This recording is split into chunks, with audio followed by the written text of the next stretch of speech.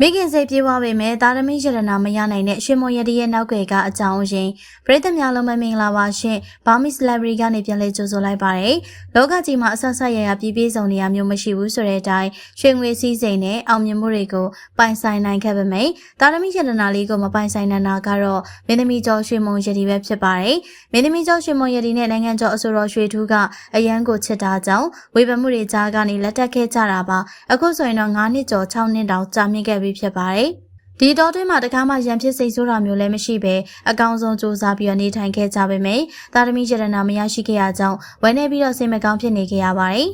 ရွှေမွန်ရတီဆိုတာကအခြေမင်းသမီးဆိုပြီးနာမည်ကြီးနေပေမဲ့တကယ်တမ်းမှာတော့စိတ်နှလုံးဖြူစင်ပြီးသဘောမနှောကောင်းတဲ့သူလေးပဲဖြစ်ပါတယ်။ဒါတဲ့မကမိခင်စိတ်အပြည့်ရှိရာကြောင့်ရင်သွေးငယ်လေးတွေပုံမှာဆိုရင်လေတကယ်ကိုဂယုစိုက်ကျင်နာတတ်တဲ့အပြုတ်မှုလေးတွေကိုအမြဲတမ်းပြုလုပ်တတ်ပါသေးတယ်။မကြခင်ကပြုလုပ်ကျင်းပသွားခဲ့တဲ့မင်းသမီးကြီးခိုင်နှင်းဝေရဲ့ရှင်ပြူနာတာအလူတော်မင်္ဂလာပွဲကြီးမှာဆိုရင်မောင်ရှင်လောင်းလေးတယောက်ပေါ်မှာမိခင်စိတ်ပြေးွားစွာနဲ့ဂယုစိုက်ပေးခဲ့ပါတယ်။မောင်ရှင်လောင်းလေးရဲ့မျက်နှာမှာရေတွေအများကြီးဆိုနေတဲ့အတွက်သူမရဲ့တံပိုးကြီးလှတဲ့ဘဝလေးကိုညှဉ်းနှွမ်းသွားမှာမဆိုရင်မိဂယုဒီဇိုင်းနဲ့မျက်နှာကိုတုပ်ပြီးနေခဲ့တာဖြစ်ပါတယ်။အလှပြတ်မှာကိုဂယုမဆိုင်ပဲကလေးကိုပဲအာယုံဆိုင်ပြီးတော့တကယ်ကိုမိခင်စိတ်ပြေးွားစွာနဲ့ဂယုဆိုင်ပေးနေတဲ့ပုံရိပ်လေးတွေကလေးစားစရာကောင်းလာပါတယ်။ဒီလိုမျိုးသူများရဲ့ရင်သွေးလေးတွေအပေါ်မှာတောင်မြတ်တာထားပြီးတော့ဂယုဆိုင်ပြီးနေတတ်ကမိခင်စိတ်ပြေးွားနေပေမဲ့ကိုယ်တိုင်ကတော့ရင်သွေးငယ်လေးတွေကိုမရရှိနိုင်ခဲ့ပါဘူး။ဆေးပညာတွေနဲ့ခက်ခဲစွာစူးစမ်းရင်တော့ရရှိနိုင်မှာဖြစ်ပေမဲ့ပုံမှန်အတိုင်းသားသမီးမရနိုင်တာကတော့ဒီလိုအချက်တွေကြောင့်ပဲဖြစ်ပါတယ်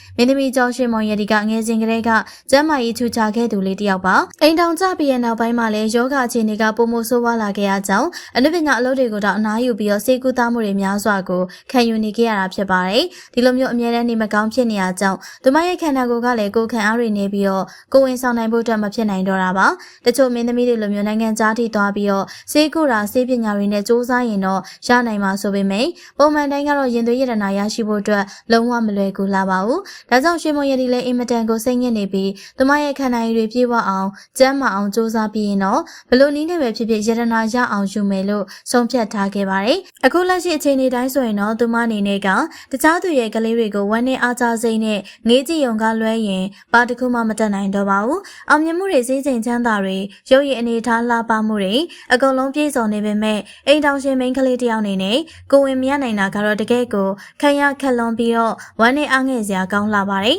ဒါပေမဲ့တခုခုဆိုရင်မရရအောင်စွမ်းဆောင်တတ်တဲ့ရွှေမွန်ရတီရဲ့ထုံးစံအတိုင်းနေကောင်းအောင်စူးစမ်းပြီးတော့ရင်သွေးငယ်လေးရဖို့အတွက်စေပညာတွေနဲ့ထပ်ပြီးတော့စူးစမ်းသွားမှာဖြစ်ပါတယ်။မိခင်စိတ်ပြေးဝပြီးတော့သားသမီးရတနာအရန်လိုချင်နေပြီဖြစ်တဲ့မင်းသမီးကျော်ရွှေမွန်ရတီတယောက်လိုချင်တဲ့ရင်သွေးလေးအမြင်ရရှိဖို့အတွက်ဆုတောင်းပေးသွားကြပါအောင်နော်။အဆုံးထိကြည့်ရှုပေးရတဲ့အတွက်အားလုံးကိုကျေးဇူးတင်ပါတယ်ရှင်။